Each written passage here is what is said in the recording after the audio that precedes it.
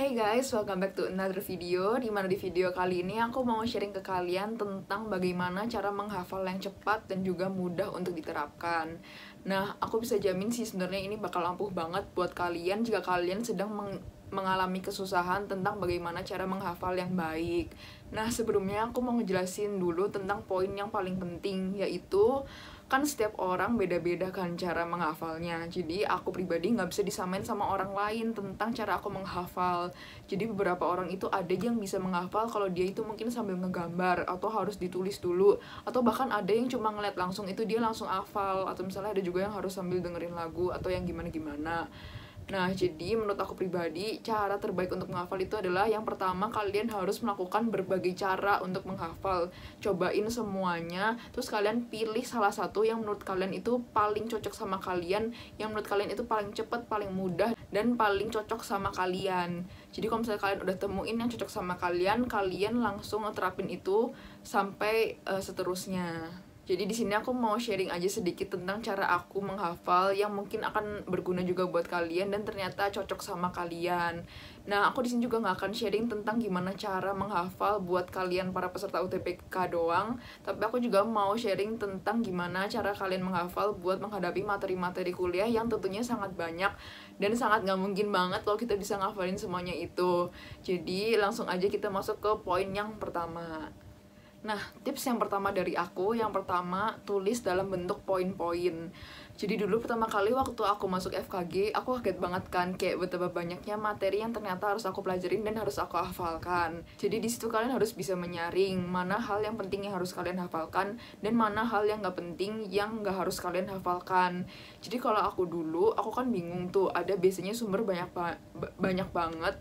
Biasanya dosen itu ngasih PPT-nya sendiri aja biasanya bisa 50 slide-an lebih, dan kadang ada juga modul atau makalah yang halamannya juga nggak kalah banyaknya juga. Terus selanjutnya kita juga harus belajar dari buku cetak. Jadi kadang kan kita suka bingung kan nentuin belajar dari mananya. Nggak mungkin kan kita belajar dari tiga-tiganya. Jadi dulu aku pilih salah satu sumber yang menurut aku paling lengkap dan dia paling terpercaya dan menurut aku dia paling gampang aku mengerti. Jadi dulu aku lebih suka belajar dari modul atau makalah dibanding dari buku cetak, karena baca dari buku cetak itu benar-benar kayak bahasanya itu benar-benar kayak melebar ke sana sini dan aku jadi malah nggak ngerti aku belajar apa.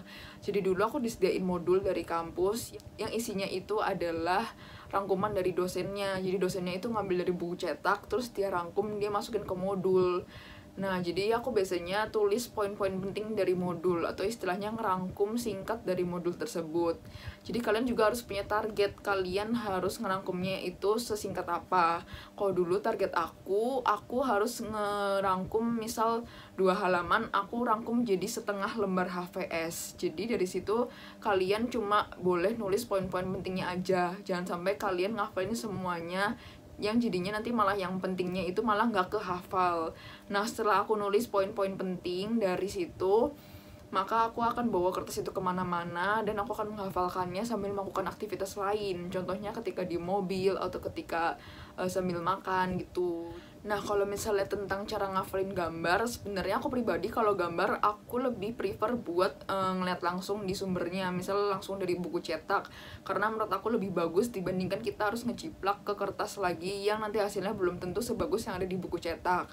Cuma kadang ada kalinya juga aku lebih suka ngegambar sendiri. Jadi dulu kalau misalnya aku belajar anatomi gigi, kan itu tercecer kan, kayak anatomi gigi apa di halaman berapa, anatomi gigi apa ada di halaman apa. Jadi aku kayak bingung gitu kan, bacanya harus bolak-balik terus si bukunya itu. Jadi dulu aku lebih prefer buat aku ngegambar di buku gambar. Jadi di situ isinya kumpulan anatomi gigi. Nah, kalau kayak gitu aku lebih suka. Tapi kalau misalnya ternyata gambar yang harus dihafalkan cuma dikit, kalau menurut aku pribadi lebih mudah untuk menghafal langsung dari textbooknya dan tidak memakan banyak waktu untuk menggambar ulang.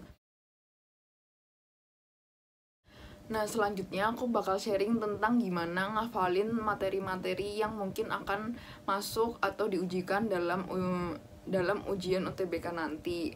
Nah, jadi ujian UTBK nanti kan cuma TPS, yaitu tes potensi skolastik, yang isinya itu berarti antara bahasa Inggris, bahasa Indonesia, atau matematika. Nah, sebenarnya kalau misalnya bahasa Inggris dan bahasa Inggris dan bahasa Indonesia, kalian itu harus perluas kosakata kalian untuk bisa mendapatkan skor yang bagus. Nah, gimana sih cara perluas kosakata yang baik dan mudah dan paling realistis? Kalian bisa langsung tonton video aku yang udah aku upload di sini. Nah, di situ kalian bakal tahu caranya yang gampang dan fun buat memperluas kosakata yang nggak harus menyiksa diri kalian.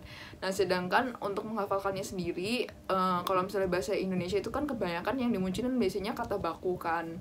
Nah, kalau misalnya kata baku, aku dulu cara ngafalinnya, kalian kumpulin semua kata-kata baku yang menurut kalian itu nggak familiar buat kalian, yang perlu kalian pelajarin. Kalian kumpulin semua dari semua sumber, terus kalian hafalin mana sih yang kata bakunya, mana yang bukan kata bakunya.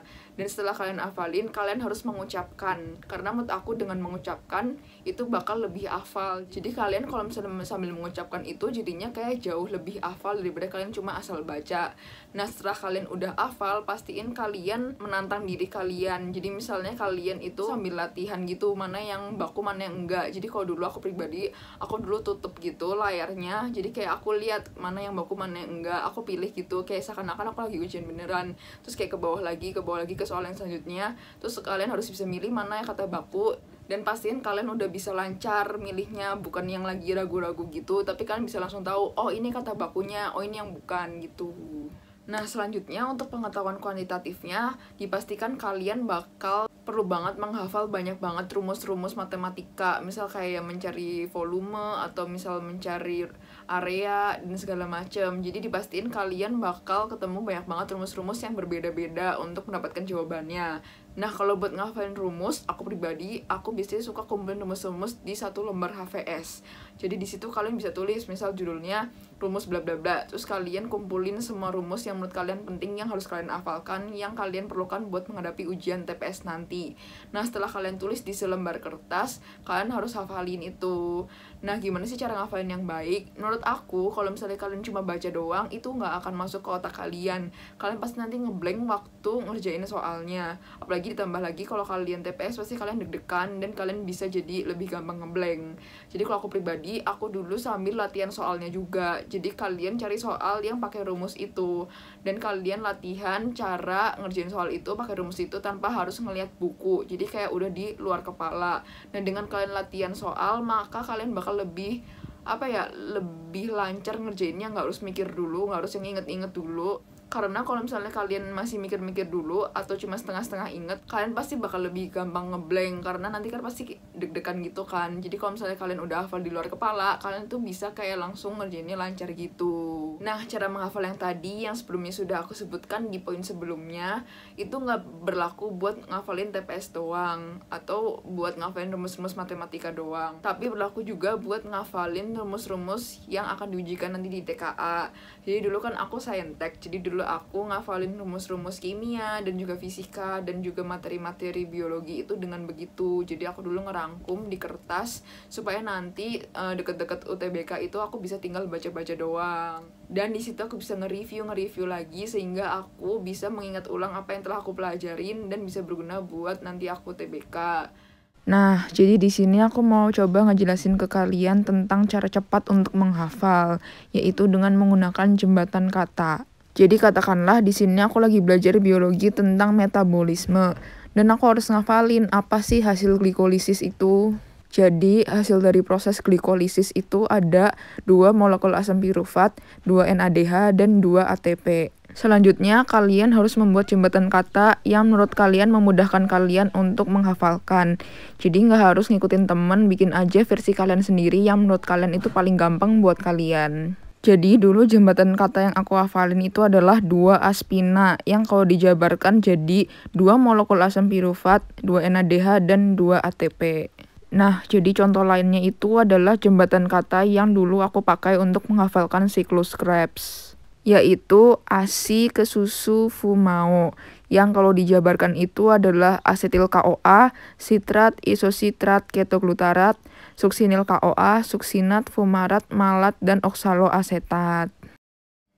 Nah, that's all for today guys. Semoga aja video ini bermanfaat buat kalian yang masih struggle dengan gimana sih cara menghafalkan yang baik. Semoga aja cara ini juga cocok sama kalian.